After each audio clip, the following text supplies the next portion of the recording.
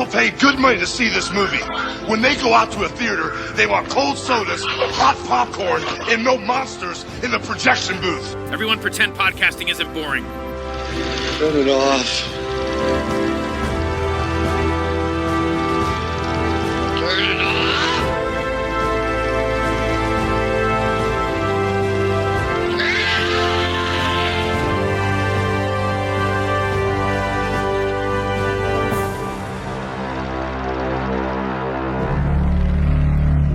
We can all be forgiven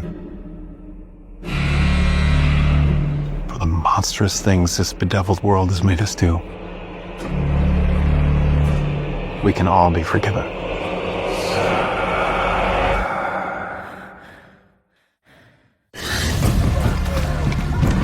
Oh, I see the terrible fear my words have brought to you. You are blessed. You are blessed. Why me? What was so special about me? You were born to die for us.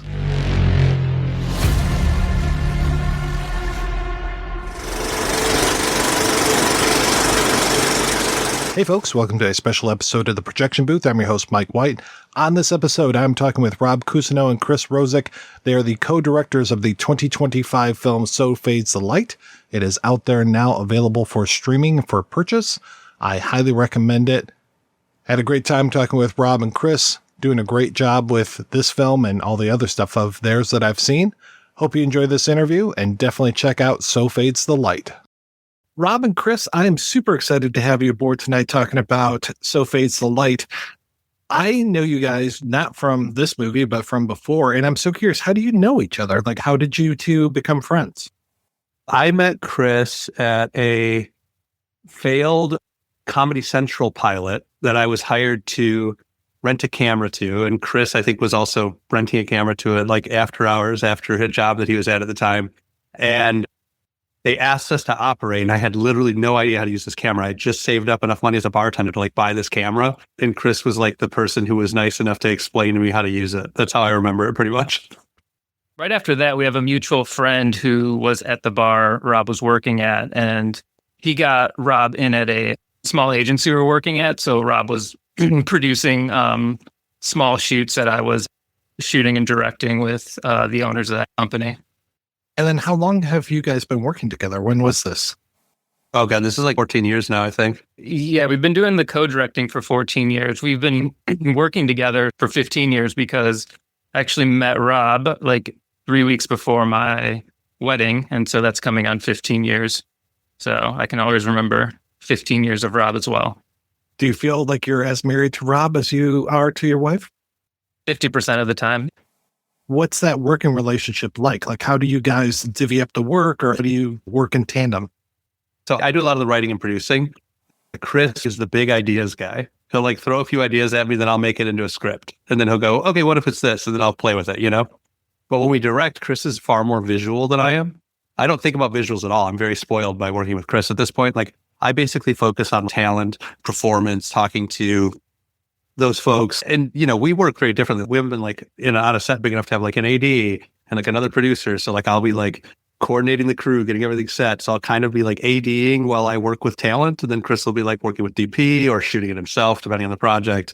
I think Chris does the bulk of the post-production for our company as well. Chris can do visual effects. He's done colors sometimes. We like to work with colors. But I will say one of the best things about co-directing is you don't have to be 100% on point, because it is a lot of like managing personalities or like crew members. And it's like, there's a lot more of like making sure everyone's happy. And Rob is much better with like controlling his emotions on that. Like there'll be times maybe on set where I'm just like, nothing's going right. Everything's going to burn. Let me go sleep in my car. And Rob's good at like steering us back in the direction so that we actually finish something. I have a theory that as long as it's fun to do it, you'll make something pretty good. Is this your first feature together? This is our second feature we directed together. We've worked on a bunch of features of other folks where we've done various jobs, like the Russian Five. We produced it as a company. I did a lot of producing, or with Joshua Reel, the director, and Chris shot the bulk of the film. Our first feature was called Future. It was kind of us figuring out how to make a film. It's like a bit of an homage to Kevin Smith. I don't know. It's something I'm proud of because we made it, but I don't necessarily love that movie anymore. But I think it's a very important film that we made. And I think there's really great moments in it.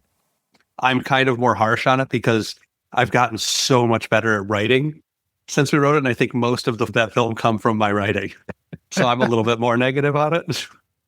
Well, that was only, 2016? I mean, just a couple years ago. Yeah. But I do think it looks great. And I think it feels great. There's some great moments. And my little brother was the lead in that, Josh, and he's a really good actor. And there's strong performances from other folks in it. So it's not something I regret. In fact, I personally think that a lot of people get stuck on the idea that the first thing has to be so great. And I was a little bit stuck on that. Chris was just kind of like, let's just make a fucking movie. He kind of forced us into making a movie. And so we just did it. And I learned so much through that process that if that hadn't been our first movie, anything else we did wouldn't have been as good. I learned a lot about acting and method. And I learned so much from making that because I was so afraid of fucking it up that I was like, I don't want to drop the ball, especially because I had gotten investors in that film. We raised $25,000 to shoot it, which seemed like an insane amount of money to shoot a movie with at the time, for a dumb idea we made up. I was like, oh my God, what if we lose all this money? And we did, because making profits on independent films is near impossible. How did So Fades of Light come about? Who had that idea and how did the script kind of start to form itself? I had the initial idea of what would it be like if you were raised in a cult and you were worshipped as a child, and then the cult's broken up, you're young enough to where you go to a foster home, you grow up, what is that person like 15 years later, in their 20s? How do they cope with everything? How do they view religion? How do they view people? That was the initial thing I wanted to explore. And then Rob went in on the script and got a lot of the story beats, and then Rob can talk a lot more about the actual cult and the basis for that. In 2020, when things got weird, I became obsessed with studying the strangest right-wing shit I could find, like QAnon and Proud Boys and all that bullshit. So I started looking into that stuff and learning more about it. And I noticed consistent rhetoric among hateful people that I kind of latched onto. And because I wanted to understand it and be like, how is this working? How is this working? This is so dumb. How is this working? So I latched onto it. I sought out those communities and studied the hell out of them. And things got even weirder in 2021. I started seeing different cults pop up, and I started learning more about cults and researching it. As the film developed, it was we knew a couple of base rules about things we did want to happen in the way characters were represented, right? For instance, something Chris and I talked a lot about was we wanted the Reverend to be charismatic and charming and have those vibes of someone who you would be enticed by while he's saying the worst shit. But it would be so easy to have him just do hate speech, right? That'd be so easy and boring. And that's not what these people do. It's all very coded. It's very understated, but it's all there. There's a subtext of it. Words like globalist when they mean Jewish people, whatever, they use all these code words. It was important to us that came through in a way that matched the tone of these right-wing, hateful piece of shit creators. So we found that tone and we layered that in. And another thing that was really important to us was our lead, Kiley Lotz.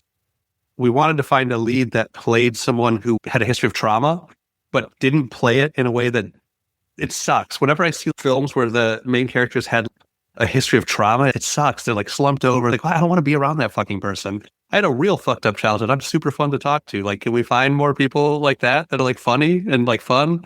So that was the two big tone setters, I think, that helped define the film. And I think we really focused on in the writing. It's funny. I got a lot of David Koresh from The Reverend.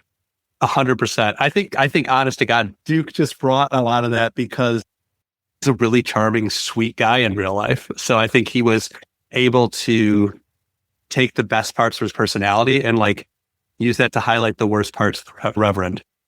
A very important part of the movie in the opening is we open with rhetoric and hate speech. And the guy's saying the most horrible things. And it's how can this guy be likable? And then we cut to the camera operator who's been recording this whole thing. We see he's really confused and saddened by all of it. And then you just see the Reverend turn it on to you're a special boy. We love you. and that's why you're here. So I think that shows really quickly like how these people can be sucked into it. A lot of people are looking to be like, oh, you're a special boy. And people looking for that, I think, can get really sucked into some of this gnarly stuff like far too easily. Is my only thing to add to that. Once the script is in a more finalized state, how do you actually go about producing this movie and getting all the elements together? I know it's kind of, I always compare independent movies to like going to war. So how did you plan the battle? Ours is funny because, okay, so I wrote the first draft of the script in, I think, 2 days. And then I edited it for 3 months.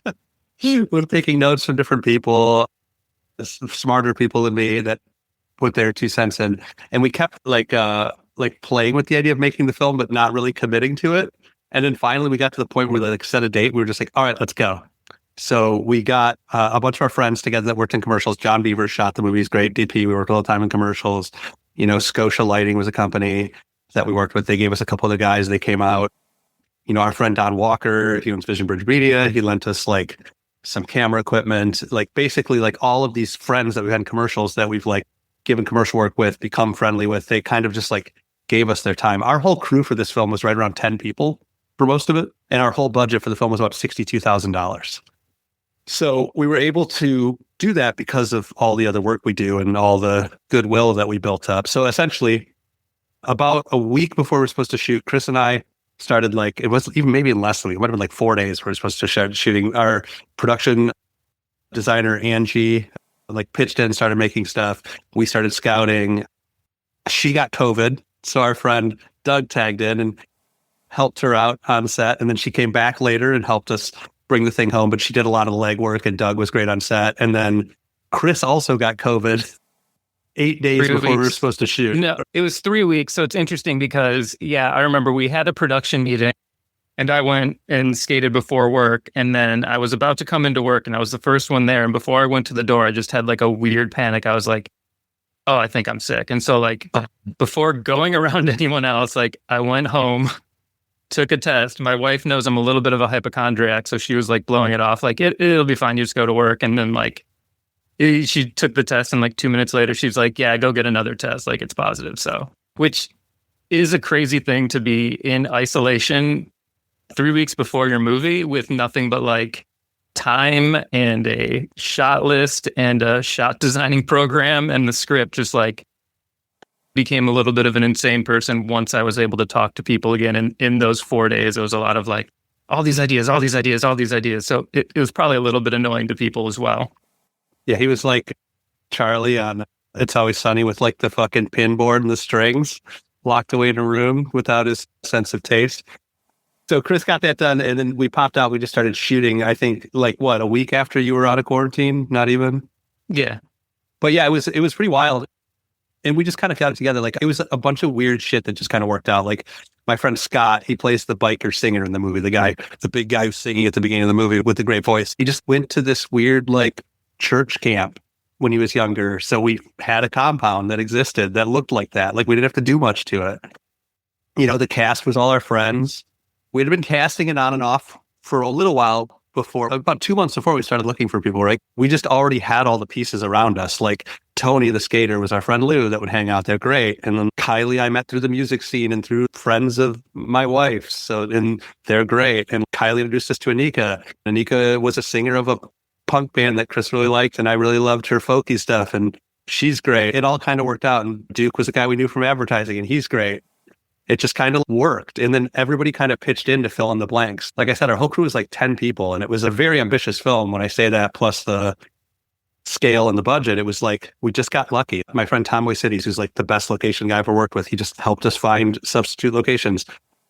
Our buddy Julian, who was like an associate producer on it, did so many jobs. He was helping with scheduling and he was doing second AC work and he was shooting some stuff. It was just everybody just did everything.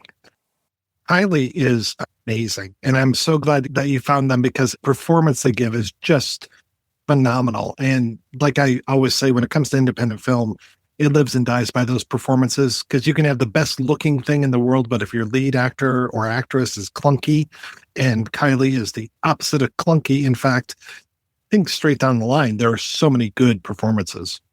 Thank you. Yeah. And I do think like so much of what this film is rested completely on Kiley, because so much of this film is just living with this person. And that person needs to be so dynamic and not be, some dull, sad sack, which is like, again, something we talked a lot about. Not that, whatever, I'm not trying to like judge people who are depressed. I'm just saying, like, as someone who experiences depression, I'm not one note. And I think I find that a lot of times in film. This is a person who's like got like cute and fun things in their van, and they like have a little life, and they're doing all these things. Like, it was a fully fleshed out character. And a lot of that came from, Kiley we met with a lot before the film. We talked to Kiley, I'm going to guess like 30 or 40 times about like tone and character. And another thing we did prior to shooting was we did a table read with all of the talent. And in that read, we would go scene by scene. At the end of each scene, I'd go, how did that feel? Would you say that? Because a lot of these people were first-time actors or non-actors too. And I would just have them rewrite the script in their own words. And it was great. Like, what is the sci-fi writer's name that Lou brought to the table? They reference it in the skater scene. But that was that bit where like Lou talks to Octavia Butler. Yeah. So I didn't know who Octavia Butler was until Lou brought Octavia Butler up to me. So like that bit where they're talking, that was a bit I wrote around as I lay dying with Faulkner. So the whole scene was supposed to be about a Faulkner reference of like going home, this long road home. And Lou was like, have you read Octavia Butler? And they gave me this like reference, and it works so much better because it's something Lou connected with. And by the way, Lou came so prepared. That was the first time Lou's ever been in a film. And they were great. We just got lucky. I do have to ask, because you have some non-binary people in here. You've got your main character, S-U-N, but can also be heard as S-O-N. How much was gender a factor when you were writing this? When I was writing it, it was very little. Once we started casting it, I became very cognizant of it in the writing.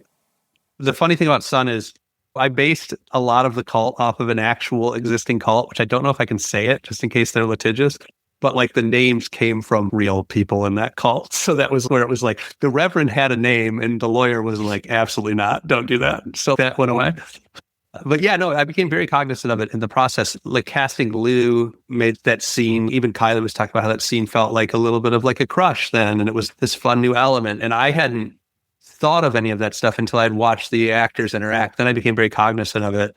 And I think Chris and I really adapted to, like I said, we really tried to adapt it to their voices. And I always knew that I wanted everyone that Sun encounters to be someone that would be othered by or rejected by the people in the cult. So that way Sun could meet these folks and have a positive interaction with them. Because in a way, it's like you're seeing, what right-wing in America has put on this person, and you're seeing them interact with these folks in real life. And Sun doesn't have those like preconceived notions that they were raised with, but like you're seeing them interact with these people in real life, and you're seeing the kindness that comes from these communities.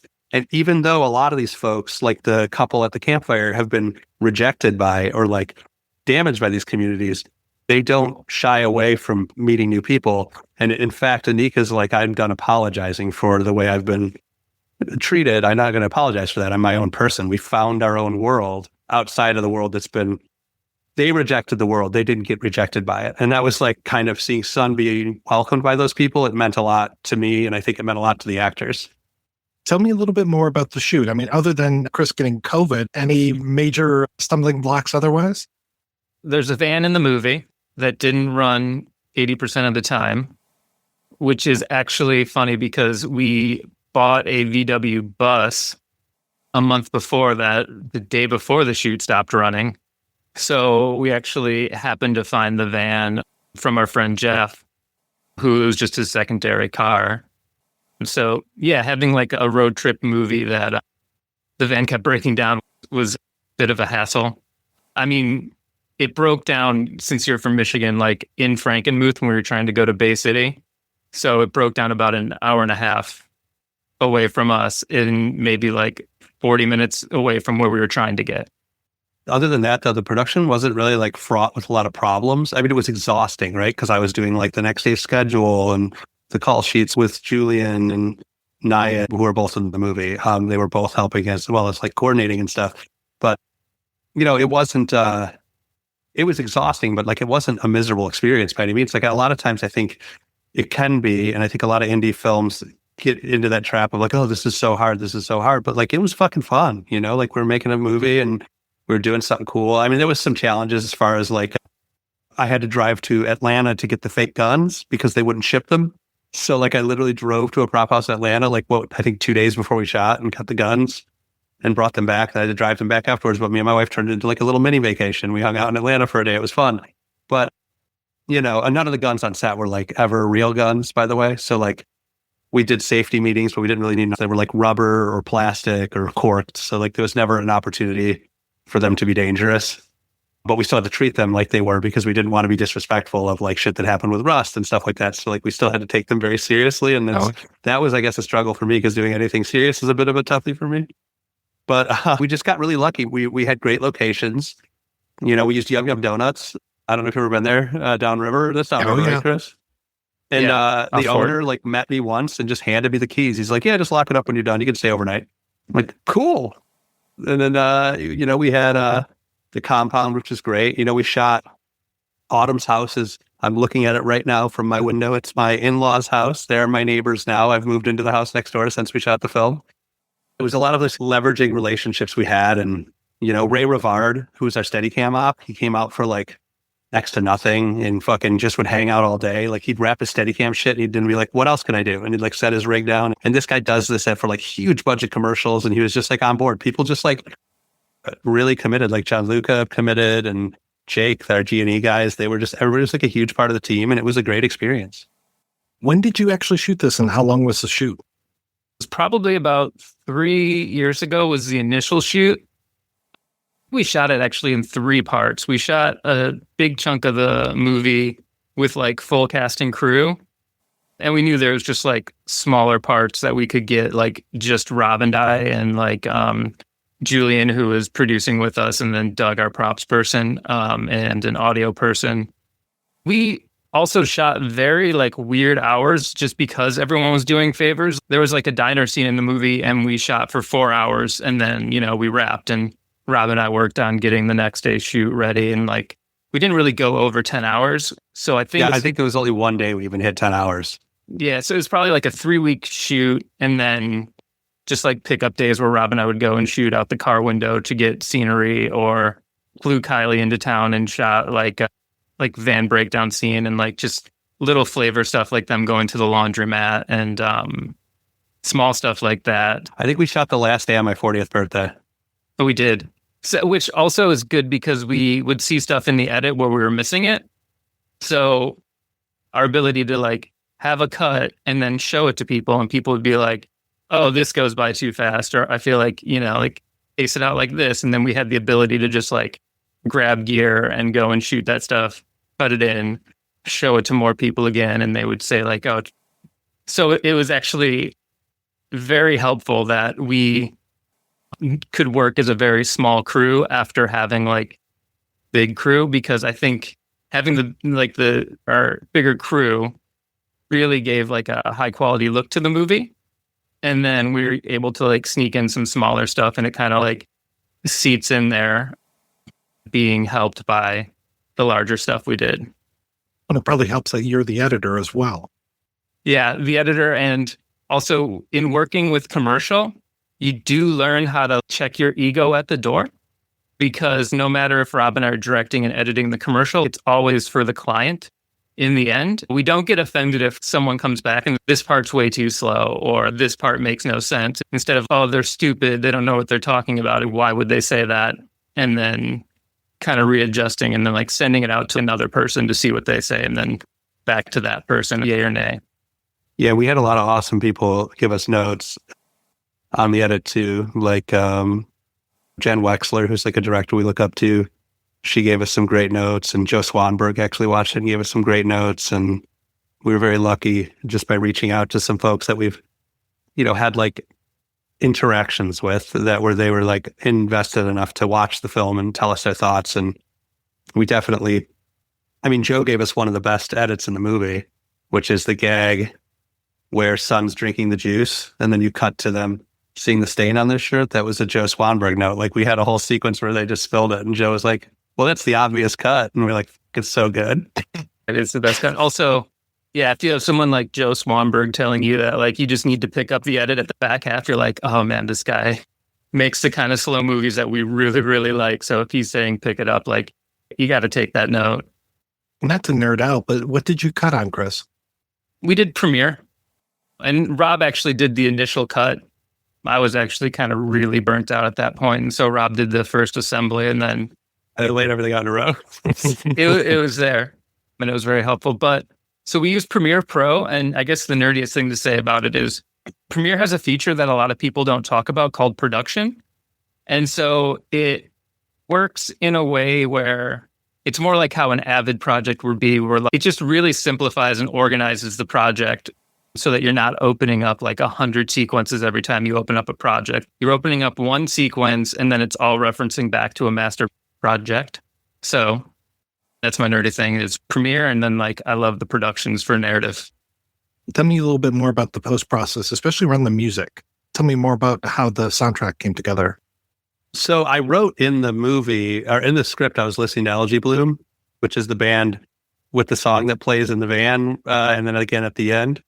I was listening to their album a lot, and I like reached out to them, and I was like, hey, I'm writing a movie, and I love your music. Can I use the song? And they're like, sure, which is wild. So that one was kind of on board, and I think that might have been a bit of a tone setter, because from that point on, like Chris pulled a bunch of, well, you had a bunch of friends. Like, I mean, you love Bourgeois Filth, that's a band that's in there, and what are some of your friends' bands, Chris? Like, sorry, I can never remember. I mean, our friends, Fireworks is a great band that we know. So they gave us access to music. You know, they're really good friends of mine. And my friend Masha Mirchai, she has that opening song where the Reverend's getting out of prison, that open sequence. And that film, I even told Masha this, like, that was one of the songs I was listening to when I was writing. And it kind of set a tone when I did the first pass of like laying out the edit in my head for like the pace, because that song, I don't know what it means to Masha, but it very much reminds me of like a funeral march. It's like finding that song set a pace where I was like, when I was laying out the first pass, and I think some of that pacing stayed in there. Every time I thought I should cut, I'd be like, what if it's just a little bit longer? You know what I mean? And I don't know if that pace landed in the film, but I think that idea stuck with me and Chris of like, what if it is a little bit longer? What if it stays with us a little bit longer? And that was also on set, a bit of that as well. But no, Chris, talk about some of the music you brought to the table. The mixtape minus Algae Bloom, I think, is mostly music I actually listened to in middle school and high school. And so like my friend's band, The Same Fate, is in there. And then like Rob mentioned, I've known Chris from Fireworks since he was maybe in middle school. The song that they're skating to is just like one of my favorite bands from when I was in middle school, like a local Michigan punk ska band. So a lot of it is just like music that Rob and I really, really like. And like, I was kind of excited. It's like middle school me is very excited to get to use like a ska punk band from Berkeley, Michigan, you know, in a narrative feature. I will also say too, there was a funny moment where, and one of the songs got taken off because of Sony Music, but it was one point where we had two far more successful directors than ourselves on the soundtrack. So our buddy Andrew Medic, great, amazing sound designer, great guy on set. He's been working with Lucky McKee forever. And we have Lucky's band on the soundtrack. They're called Ugladar, and they're great. And Andrew's like, you should ask Lucky for some music. And Andrew asked him, and he gave us some stuff. And it's a fucking great album. Ugladar, everybody check out Ugladar. But like, yeah, so he gave us one. And then our buddy Adam Raymeyer, he just did that film, Dinner in America and Snack Shack. He's a Michigan dude. He's actually shooting his new movie, which I don't know if I'm allowed to talk about. But he had this great song, Watermelon, from Dinner in America that we had on the soundtrack. But like, when we put it in, he owned it. And by the time we were putting the movie out, he's like, man, I don't own it anymore. So we had to swap that one out. But the minute where we had much more successful directors than us on the soundtrack. Which is a lesson of just get the contract signed right away. Even if it is like, it wasn't Adam, like it was a handshake deal. He was good to his word. And it was before that movie had like its big resurgence, and that like song went up really, really huge on like Spotify. It was out of his hands, but had we, as soon as like, he was like, yeah, I'd totally use it. Like, we're like, okay, and here's an email, the paperwork, sign that. It would be a different story, but that's just, I guess it sucks, but even if they really want to do it, you still have to get the paperwork signed. You talked about sending this off, getting those bits of feedback and everything, all the notes. When do you actually get to see this with a audience? Our buddy Julian and his father, Carlos, put together a test screening, probably like 2 months before lock cut, not even. they got us like the small room at the Imagine in Birmingham, and we had about 20 people come out, and we just listened to feedback. And that was really great. Chris, unfortunately, was stuck on a commercial job, so he didn't get to go to that, which sucks. But it was really great. And I think we got a couple of notes out of that. I don't remember what they were, but we got a few pretty good thoughts out of that. And actually, the craziest thing was, out of that process, we were able to introduce one of our investors and Julian to our friend Josh Mallerman, and we ended up doing a documentary with him that's going to be premiering at a festival soon because of that night, because we did that note session. So it was like, oh, this is another new project. I know we definitely got some great feedback out of that. And then I think we watched it a lot with our producer, Bill Sturtz. He was very helpful on the post notes and process. He was like super fucking helpful. He had great ideas. He was around for some of the earlier passes. What else, Chris?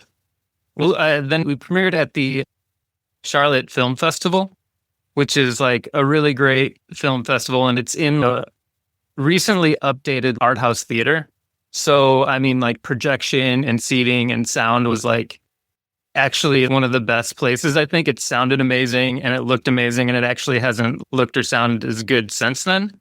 But so that was kind of our first experience having it in front of an audience of people who didn't know us at all, which is maybe one of the more nerve-wracking things, because getting friends and family feedback is like one thing, because it's a lot of other filmmakers and you're able to make changes from that. Like people who don't know you, though, they could walk out there and they could just, ask you some of the gnarliest questions, like, why do you think you could make this movie? But no one did, but you just always have that in the back of your head. So that's kind of the most nerve-wracking thing, I think, is playing it in a different state with no one in the theater.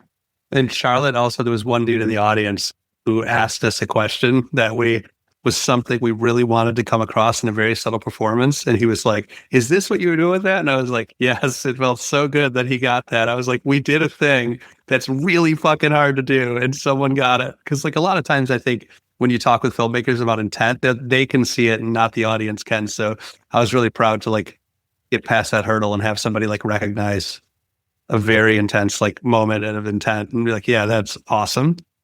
I don't usually praise the poster art for films when I talk with the filmmakers, but the poster art with the bullets, so beautiful, absolutely stunning, and such an eye-catching image.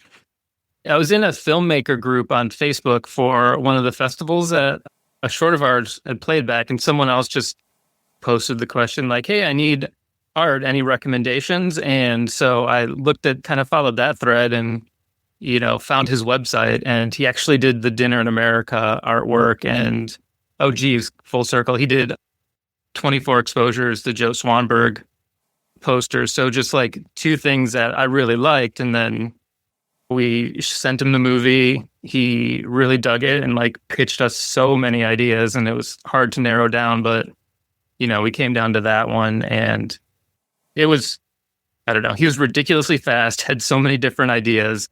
It was just a great experience to do that. And also he had a pre-existing relationship with our distributor, so that made it even easier. Yeah, he actually made us two posters, and we went with our favorite, but Chris Davidson is his name. And everybody who's doing indie films should reach out to Chris Davidson, the Robot Eye, because he worked with our budget and he did amazing work. He really gave a shit. You could tell he really poured himself into it. And he's like an honest to God, like true artist. His process was great. He gave us so many options to pick from before he did the finished one. He was amazing to work with. And yeah, that poster, like when I see it, I get fired up. I actually just found out, I'm so dumb about my own stuff, but I just found out that there's physical copies you can get from Amazon. And I was like, oh shit, I got to get a Blu-ray of this. This is so cool. Well, that kind of answers my next question as to where can people see this movie? As far as I know right now, it's just Amazon where you can stream it or watch it or get the physical media, or Apple TV Plus. And is that it, Chris? Are those the two spots? I think Fandango home, and then it's going to kind of like trickle out to just every other streaming service after that. But I know right now the two big ones are Amazon Prime and Apple TV or iTunes, whatever you want to call it. It came out on the 24th, available on Amazon and iTunes. And is there a good place for people to keep up with you guys? There's the So Fades Light Film Instagram, if you're curious about the film. And then Chris kind of runs our company Instagram, which is just Get Super Rad on Instagram. And if anybody wants to follow me, I don't ever use social media outside of promoting new projects, but it's just Rob Cousineau. on Instagram. And also, if you're a filmmaker, follow me on Facebook and message me or whatever. I love to meet, anyone, but Michigan filmmakers especially. I love talking to people, and it's probably like my second full-time job is just trying to connect every filmmaker I meet with people that can help them make stuff. Chris and Rob, thank you so much for your time, guys. This was great finally being able to have a proper conversation. I really appreciate it. And great work on the movie. Congratulations. Thank you. And thank you very much for like having us on something like this. It's really hard to get in front of people and in front of eyes. So I really appreciate you taking the time to chat with us. Yeah, I also will say too, like, you doing this with us does lend a lot of your credibility to us as far as, your reputation in the film world. And we really appreciate that. And you taking the time means a lot to us. Thank you. Thanks, guys. I really appreciate it. I know it's other things you'd probably be rather doing on a Monday night, but yeah, it was great. This is it. It was so nice connecting. So thank you so much, guys. Yep. Yeah, thank Thanks. you.